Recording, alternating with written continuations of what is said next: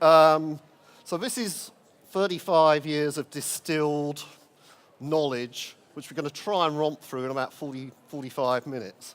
So let me see if I've got this right. Okay. So I'm a managing director of an export trading house.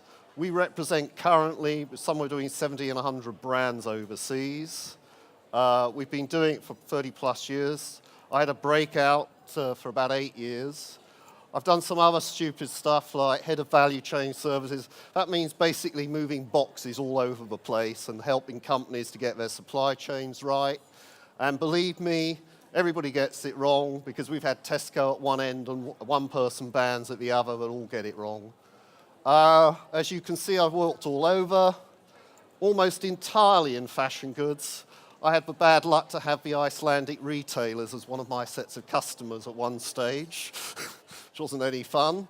And over my career, we obviously represented a lot of brands. And the point is, the first thing to understand, but whether you're big or whether you're small, anybody can be excellent at what they do. It is not a factor of size, it is just about putting the quality into what you do, both in a product and in the service that you give. Okay, and then I did all this other stuff, which most of you don't even know you're using, but it was all there because I got chucked in the wrong place at the wrong time. So I even had to invent security tape after I had £400,000 worth of goods nicked in one go. So the point is that basically everything that underpins trade is based on a set of global standards, but try to make it as easy as possible to facilitate trade around the world.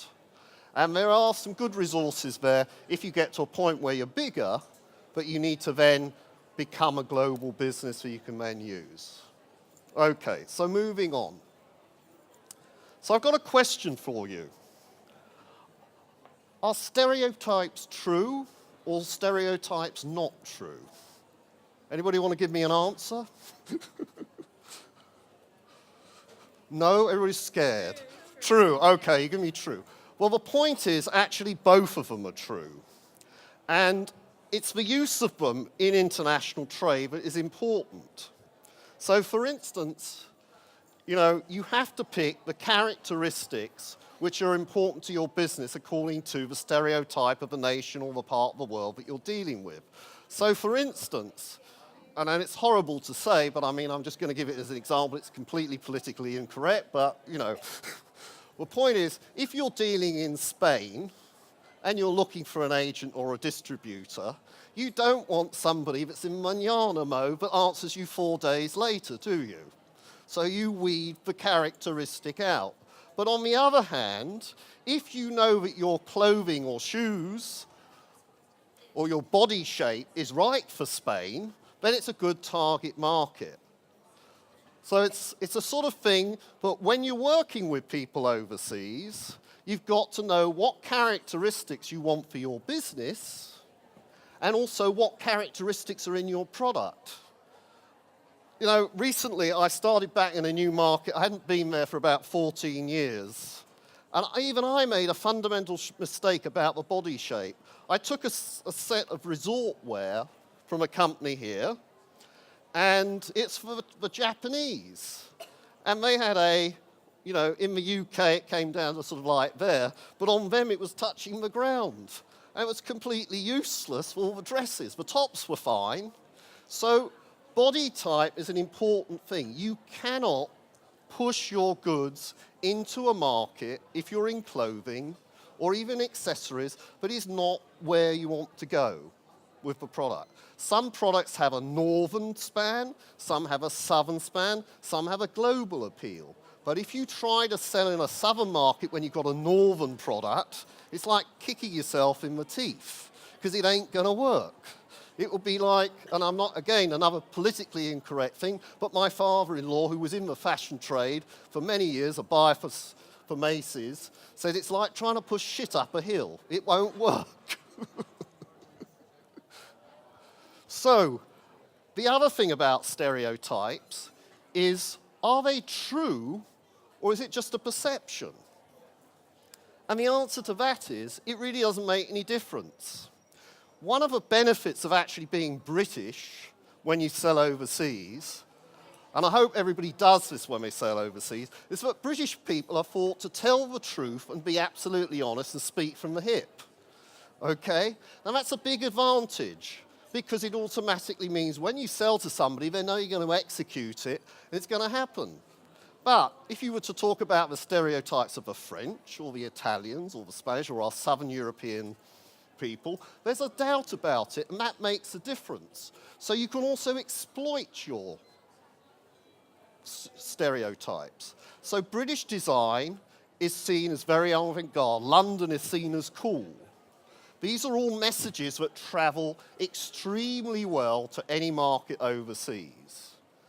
And if you're in this place and you're designing here, push what you're good at. Push your strong points. They should be right out at the front. One of the things that people forget when they're exporting is it is not the first cost that makes the difference. It's the total cost of ownership. In other words, the customer is only interested in one price. That is the price that it arrives in my store.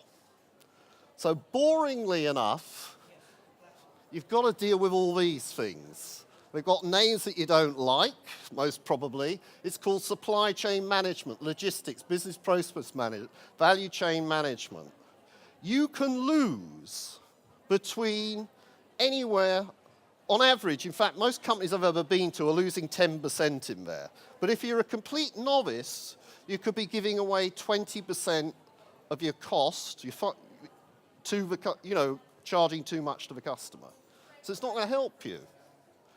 So this is where you need to get maybe some help in. A couple of questions coming about how to send goods out. But you need to find people that can give you some good advice on that. And that also goes for procurement. I had one company, they're showing here, I'm not going to mention a name, they went wrong from the moment they were doing the pattern cutting. Because they would send the pattern out, but they didn't send a cut out of the material, so it was all getting sewn wrong, so they were doing around and round and around, and they were having to air freight the stuff in. It was a complete nightmare. So it means it's from the moment that you design your product to when it arrives at the customer at the other end, you've got to be in control of your supply chain and tight. You're trying to get rid of all the stupid errors backwards and forwards, because that only creates delay. And it comes down to, you want to do the least. Does anybody like to do more work than necessary? It's a completely daft thing. So, you can pick up some notes, I think, at the end here. Look, the idea is nowadays to create collaboration with all your partners up and down the supply chain. And it's very simple. Just keep these things in front. You want to do the least amount of work with the least amount of resource in the least amount of time to create maximum value. There's a bit about risk there which you can take on, but I'm not going to talk about it now.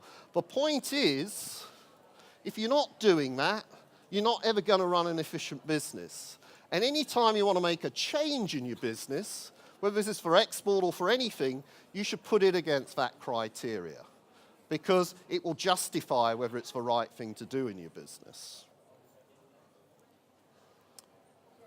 Duty management, particularly for re-exporting, it's really important, and also it can help you with cash flow. If you are re-exporting outside of the EU in any quantity, and we're talking about like maybe 20% of your commerce is outside, and you are bringing your stuff from somewhere where you're paying duty, you are giving away money. Okay? Also, into some markets that you're going into, for instance in the States, the duty rate on clothing is around 20%. So if you're paying 6 or 8% into the UK and then they have to pay another 20%, it's making your goods more expensive. Now, everybody thinks that duty management is really complicated. It isn't. It's very, very simple. There are people in customs that will take you through it. There's You've got the option, and they're good. Customers really know how to do this, okay? And it's why give money away? The other advantage, if you are a growing company, is if you put this into a duty-free system, which is basically nowadays you can do it with a computer-managed system. It's not like a duty-free warehouse where everything has to be locked up. It's just basically an audit trail.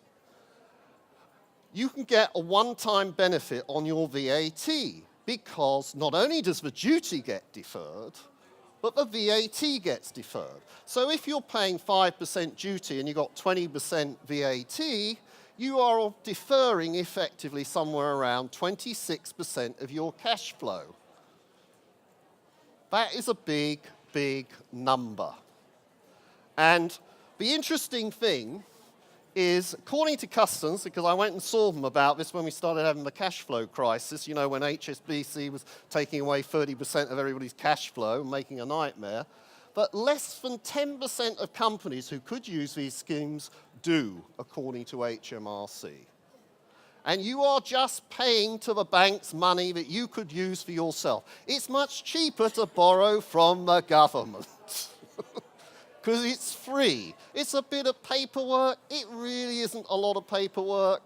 We used to do it by hand years ago on a little yellow form. Not very difficult. Okay, I don't need to press that point. Okay, well this is again going to be a little bit incorrect, but I will try and couch it in the nicest way. So DTI services, market reports, market knowledge. But DTI is one of the best government support systems for export in the world. However, there's a few things you need to know. But whilst their hearts and everything are in the right place, sometimes it gets lost in translation. So, the problem is that when the people go out to do the market reports, in somewhere like Korea, one week they're working on technology, the next week they're working on fashion, the next week they're doing it on that. They are not necessarily experts in their field in that market. Okay? And what we have is, because often a lot of local people are now used in overseas embassies, but live there all the time, relative perception and use of English can be an issue in the information you receive. In other words, it gets lost in translation. I have this all the time. I'm dealing in the Far East. I've got people that speak Philippine, Chinese, Russian, Japanese, and Korean. And we all have to speak English in the same business. Do we speak it the same way? No. My wife's from New Jersey. Every day we have confusion. We've been married for 18 years. It's daft, but it's a reality. So, okay. So I want to go back to that. So the thing that happened here is, I think I'm missing a thing here. Okay. Was that I went into a market, it was the Dominican Republic, and I had a market report given to me by the ambassador. And when we went into the market, it says a really strong middle class market there and a good high class market for the sector. And when we got there, we found that middle class was Woolworths and Primark, and the high class was John Lewis. So we didn't have the right stuff, and it was basically a waste of time. So you do need to individually qualify any information you get from the DTI. Okay, backdoor knowledge. So the point here is, well, where else can I validate what the market is really like? So when I go into a market these days, I usually pick a freight forwarder, knows what the customer buys in the market, he's already handling people, and if he's any good, he'll give you introductions to people that you might be able to trade with. And here, in this building, you've got lots of what I term friendly competitors. If you've got a product and you know somebody else is selling bags or something else into that market and you're doing clothing, go and speak to them. Maybe they'll even take your catalogue. You know, that's how we started selling swimwear. We were a jewelry distributor. My dad had a friend who had a swimwear factory. It was a brand called Swordfish. And he said, well, Roger, you know, there's a lot of sea out in the Caribbean. Why don't you try selling some swimwear? And that's how we got into swimwear. Competitors are not necessarily competitors. They could be allies. If your products actually look good when they're merchandised together, why not try and sell them together? There's a big economy of scale. They have less risk. What are they risking? Maybe, you know, 20 kilos of samples. What's that going to cost? A couple of £100. It's a bloody sight cheaper than going. And at the same time, they'll give you the feedback if they're decent people, and you'll know whether you've got anything to do there. There's also an unexplored opportunity, I think, for companies to work together. And I thought this for many years. It was an idea we had back way in the 90s, maybe even the late 80s. It is to put together super teams of salesmen. In other words, if you're all sort of maybe just starting businesses, think about employing one salesman with a lot of grey hair, not a guy with an MBA, because he won't know his way around, I'm afraid, and let him represent the lot of you. You can reduce the overall cost into the market and let him go and do the work for you. And he will make less mistakes, and he'll be able to mentor you perhaps in all the things that you're here to learn as well, if he's been doing it for that long.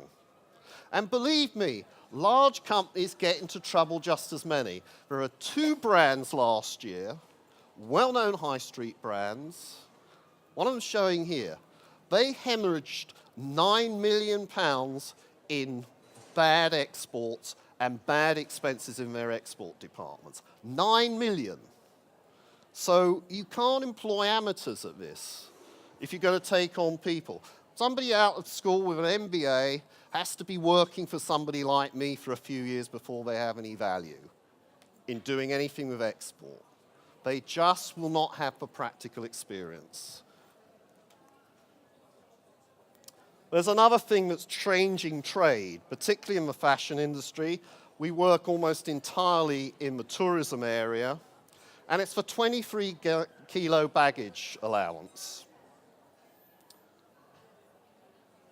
What we're finding is that a lot of stuff is moving to small, mini, and micro gifting. I can't sell a suitcase any longer in my travel markets because nobody needs an extra suitcase any longer. And in fact, I had to tell one of my suitcase suppliers to stop even making the same number of large suitcases. The very big one, you know, it takes about 60 kilos. It's a waste of space. You can't use it anywhere any longer. We're seeing that people used to come and buy 4 bags from a well-known manufacturer. We're seeing they only buy 1 now. So what we're advising everyone is that you've got to change your strategy, particularly if you're in accessories. You need one strategy for your domestic market these days and an entirely different strategy if you're going to deal in a tourism or travel-related area, because the behaviors are different. And behavior is a big thing in selling. Okay, competitive advantage. Now again, this is really boring, but one of the things that we do for our customers is we give them 2 types of document. We give them an image file on everything we send out, and the image file is basically the legal document. Almost everywhere now, electronic documents are accepted, and the norm is either, you know, PDF, eFax, one of those. But the problem with an image, can you do anything with an image in your business? Can you calculate the prices that you need to sell it at? Right. So this happened. I had a customer with 12,000 SKUs, and he told me it was going to take his company 6 weeks to enter the data, and I said, this is ridiculous. So most programs will also output a spreadsheet. Or maybe you even generate your invoice in a spreadsheet. Send the spreadsheet as well to the customer. Because in small businesses, People like to do the calculation in the spreadsheet to create their selling price. Dead simple. Don't do rekeying. Anybody that's bigger, that's got half an ounce of sense, will have a program that can strip down the columns of the spreadsheet and automatically put it into their stock control or EPOS system. We know from the calculations that we did about 14 years ago on this, that it saves about $70 per product SKU imported. Now, if with lots of you that you're working and you're only selling them 2 or 3, the cost of putting the data into their system is often more than the cost of the goods. It's ironic. And what happens is, if now I've got to choose between you that puts the data to me like that and you who doesn't, I'm going to pick you every time because it's less work, if you remember from the beginning. Okay, Dropbox. This is one of the best tools, or it's like, because there are other versions of it, is one of the best tools to move information around. If you are not using it for your catalog to send to people, if you're not using it for your price list, or how your shops look, or where you've got your I don't know, PR stuff or anything like that, it's an absolute boon. Believe me, we used to have to carry discs around, tons of paper. You still have to use paper, and I want to explain why you have to use paper, particularly in face-to-face meetings with buyers. A professional buyer, and I say professional because not all of them out there are, will look at a catalogue faster than looking at the goods, and they will just do an edit like that in about 5 minutes. Much faster. You can still not do that on the web. By the time the image has gone off the screen, you can't even remember what was there. If you flick it backwards and forwards on a piece of paper, you can see, oh no, I'm sure. And if you've got loose leaf, there's some advantages to that in a folder. Particularly for smaller companies. If you've got things that carry forward, you don't have to do it. If something didn't sell, you take it out and replace it with something new. Much less lower cost these days. But paper is still important for buyers. Basically, when you're exporting, you can't carry everything always with you. You've got only 23 kilos in your baggage these days. So you've got to think about how you present the information. And doing it on the computer does not win. You lose things. It's much better. You put all the sheets of paper out. They go, which ones do I like? These ones I don't. Okay, what am I left with? Boom, boom, boom, boom. Okay, no, I'm not so sure about that one. Goes, I'm going to take from this one. I'm going to have that one. Blah, blah, blah, blah, blah, blah. You're done, if it's a good buyer, in 20 minutes. And you haven't wasted their time, and they haven't taken it. That's what a good buyer should be doing. If they are taking the catalogues and analysing themselves, you could have sold the stuff by the time it comes back. You know, doesn't work. Collecting debts. Oh, this is the love of all of our lives, isn't it? Anyone enjoy collecting debts? No, it's terrible, isn't it? Okay. There's a couple of things here. I have a set of letters that we designed, about, got to be 30 years ago, almost when I first came into the business, of gradually getting stronger about collecting the money. And most of the debt collecting letters are really bad because you don't say to anybody, well, you know, is there a problem? The first thing you need to know when you send a debt collecting letter out is there any reason why you're unable to pay me? Well, ask the question. It's pretty damn obvious. But how many of you do? Nobody. I don't get a statement from anybody with, is there any reason why you haven't paid me? You know, if there is a reason why you can't pay me, give me a ring and we'll see what we can sort out. If you're not getting anywhere, phone. God, I could kill the number of people sitting in offices that send statements out but never phone to find out what the issue is. If you want a relationship with your customer that is going to endure, the phone call is part of that relationship. the best thing you can do at the end of the year, if somebody's giving you a lot of business, is actually to phone them. Say, have you got all the goods? Is there anything going fine? Have a great season, boom. We used to do that every single season at the end of the year.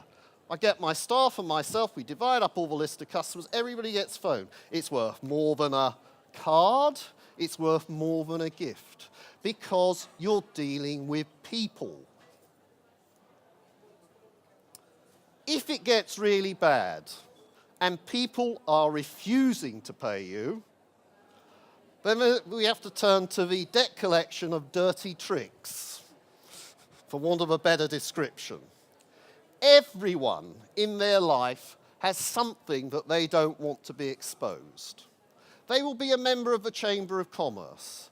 They will be in this group of fashion designers. They will be in that group of retailers. They will go to church. If somebody's not paying you and you don't ever want to deal with them again, threaten public exposure. I've done it with politicians, I have done it with priests. I'm not proud of having to do it, but if I've waited 4 months for my money, what else am I going to do? This is one of the reasons why we only had a 0.25% loss rate on all of our markets. The service that we gave and the fact we didn't allow people to get away with it. It's hard. And if you want to be polite, you know, after 4 months, it's not time to be polite. You can be assertive, you can be firm, and you can try and work it out. But at the end of the day, if the person is refusing, what have you got to do? You know, would you like to have a letter in the local paper? So-and-so doesn't pay their bills? No, it's a great story for a newspaper.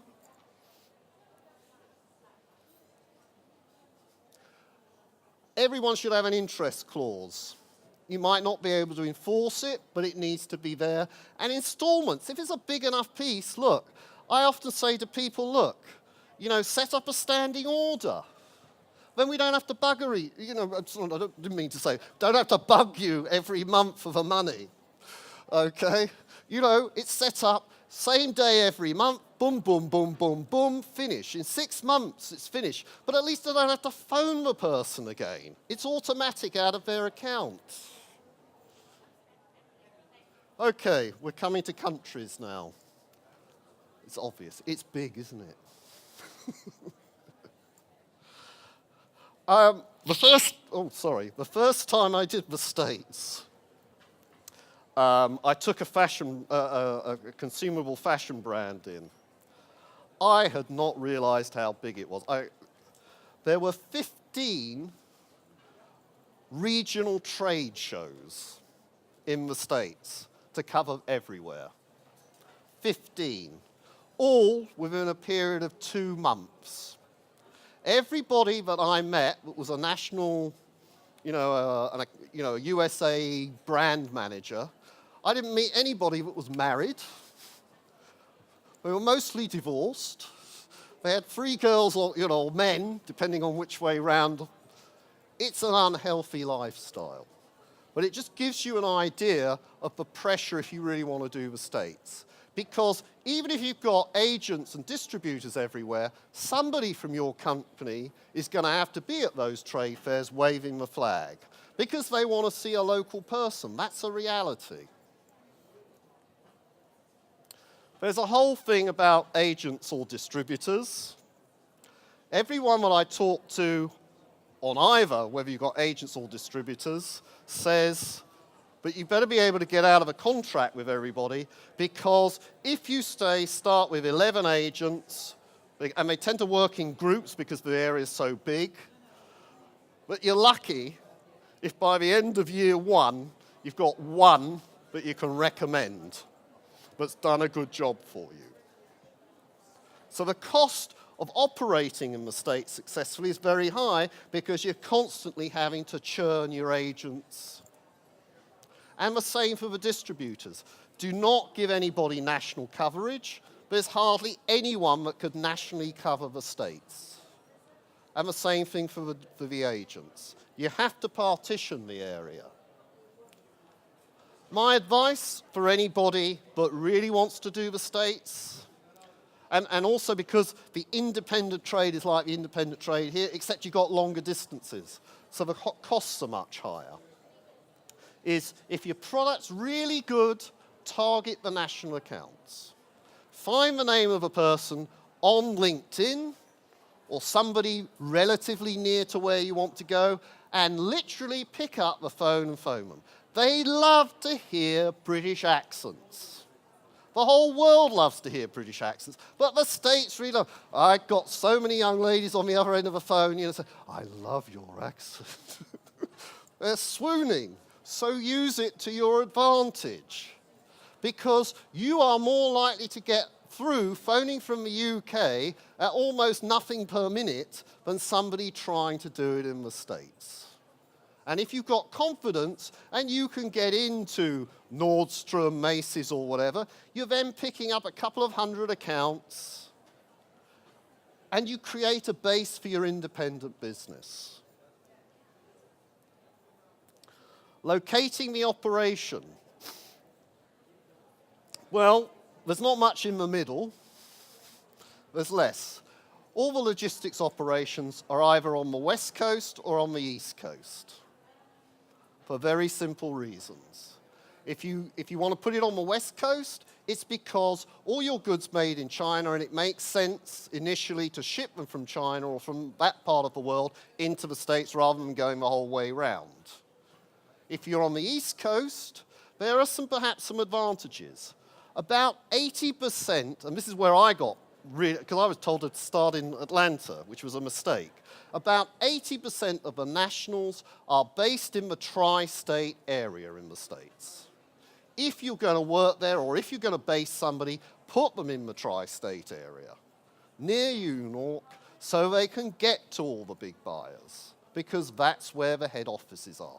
They're not particularly in Atlanta, they're not on the West Coast for the most part, there are a few exceptions, and they're not in the middle.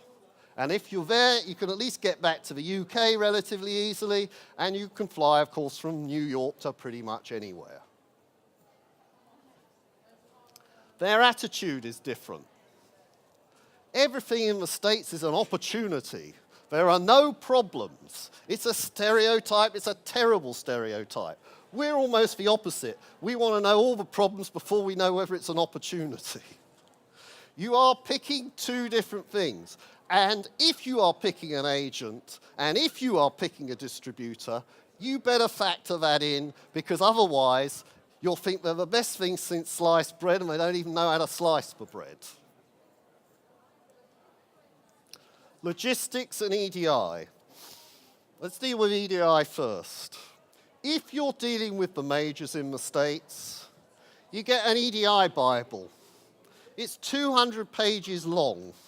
You need to be a master magician to make them work. Okay? It is not for the faint-hearted. And each one of them has got their own rules. Electronic data interchange. Sorry, it's an acronym. I should have put it in longhand. Beg your pardon. Thank you for asking. Okay, so electronic data interchange. They all use it. You will need somebody who has done it before to do it for you. Do not try to do it on your own. There are a few companies, 4PLs, that have specialist services where they've done all of these. But otherwise, it is a nightmare.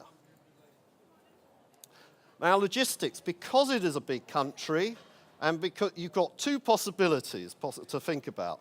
Do we ship from the UK, boom, boom, boom, drop ship, or are we going to keep stock there?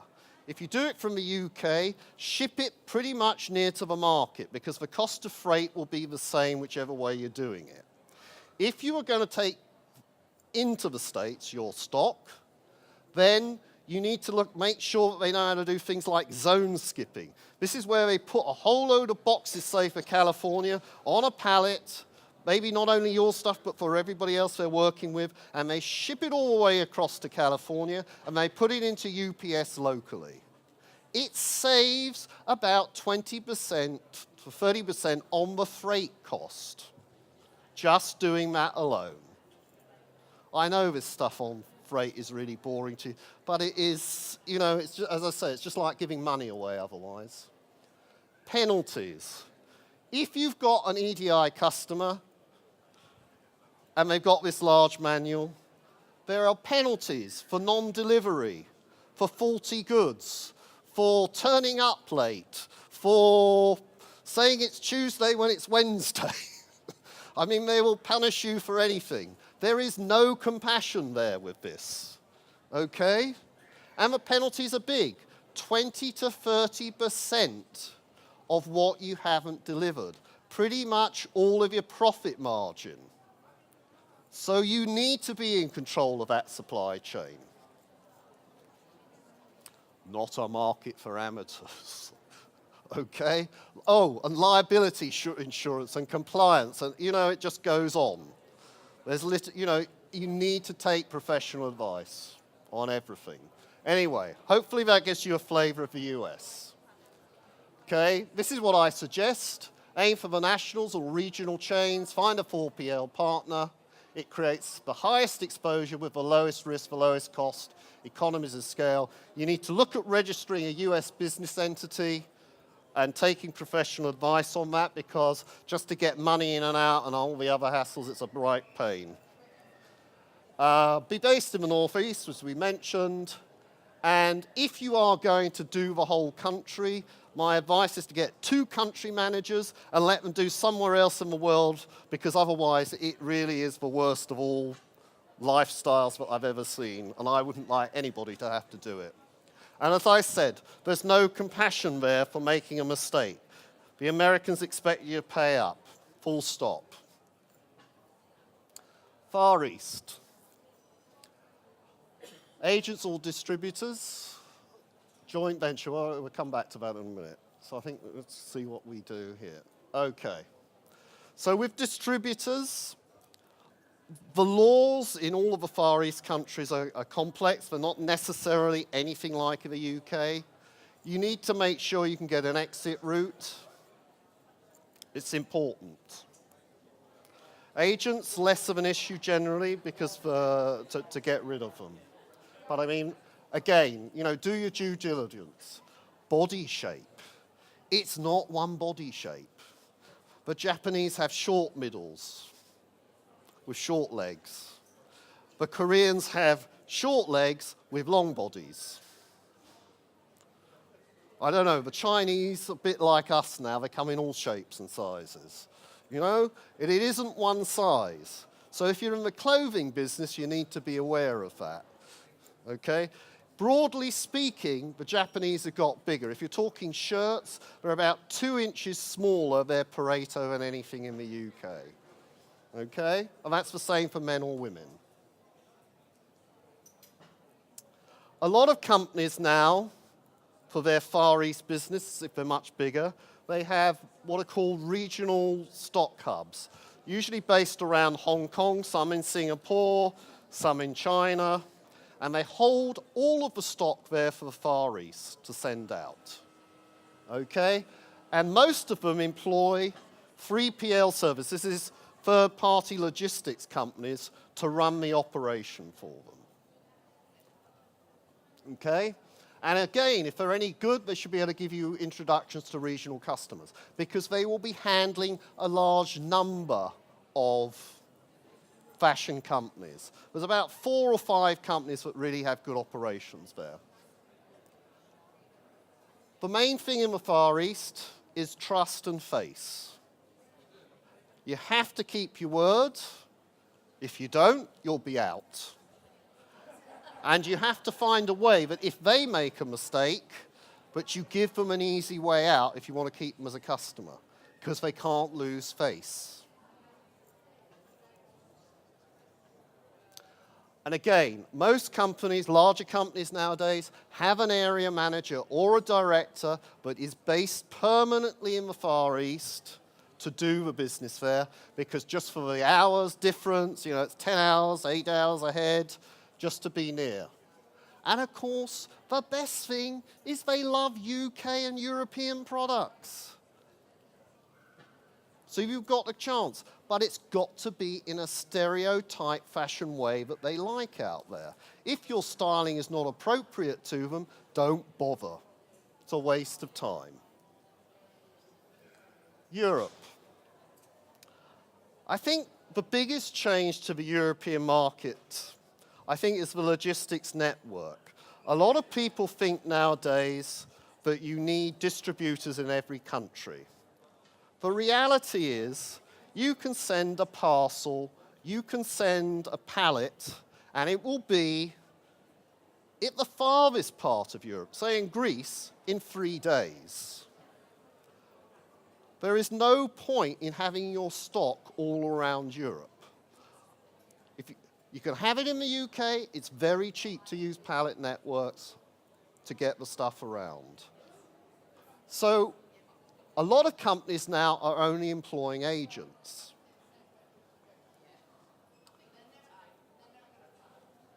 Okay.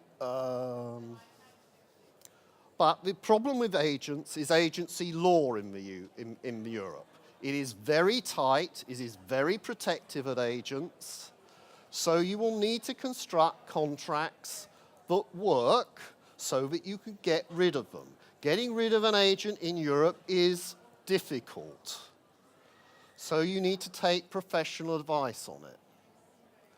And my view currently is that there is very little need for distributors in Europe unless if you've got a good agency network, because all you're doing is adding cost in the supply chain, and the most efficient businesses will not be using them for the reasons I've said. And the other thing is, of course, if you've just got agents, it enables you to have a more direct relationship with the customers, to go and visit them more easily, and to find out where they're going and what. So that has benefits. Again, there's a north-south divide on payments. Guess which lot are the slowest? South, thank you very much. Okay, 60 days in Italy is a big problem. You have to cost it in to your prices. And of course, body shape. Shoe size is all different. Hips all different. Bosoms all different. Heights all different. Again, you need to think about that in the markets that you're potentially targeting.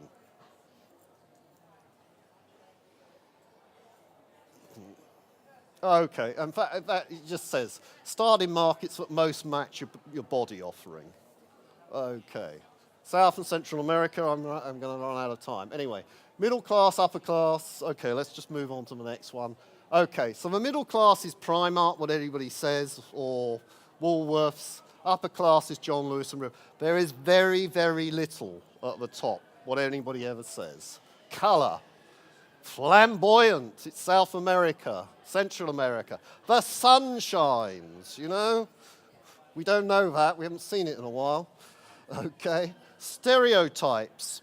This is an interesting market for stereotypes because South America now is not Brazilian in the sense that you mean, because a lot of people came from other places, from Germany, from Italy, from Spain, from Portugal, from France. And what tends to come through in the relationships is, depending on your cultural background, that tends to come through down the line. And you need to take that into account in those markets.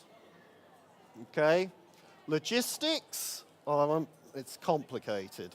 But basically, Miami, Florida is the gateway down to there. Okay, you can ship across a container to Miami for $1,000, and there are good services down. There's lots of them. And the other thing you need to be considering, particularly on clothes and accessories into South America, is the duty rates are very high. If you can have the stuff, you can cut it and send it out. Look at having it made up if you think you've got a good business down there. Okay?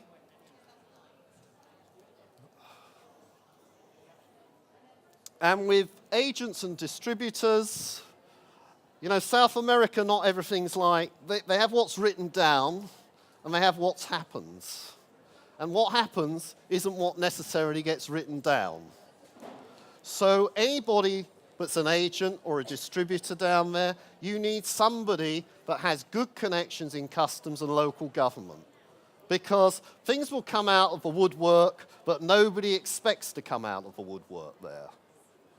It's unpredictable.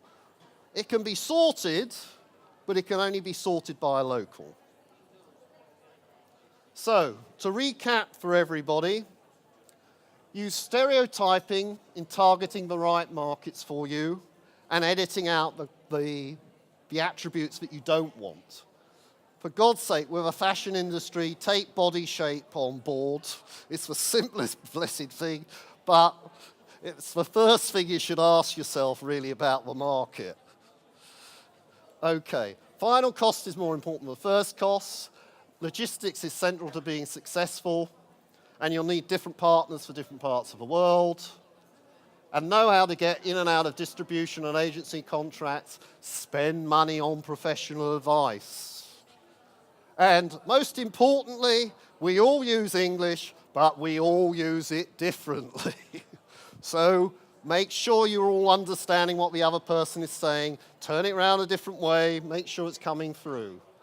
And collecting payment, be willing to exert emotional leverage on your clients if it gets that bad.